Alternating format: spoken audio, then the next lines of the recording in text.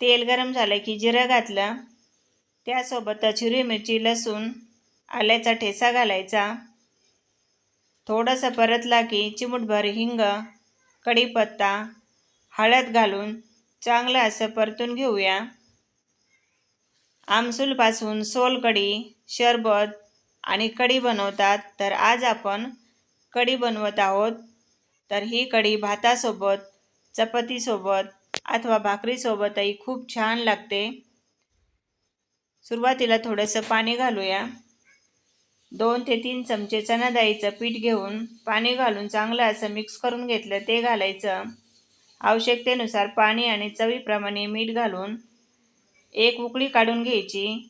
त्यानंतर अर्धा तास भिजवलेलं आमसूल घालूया.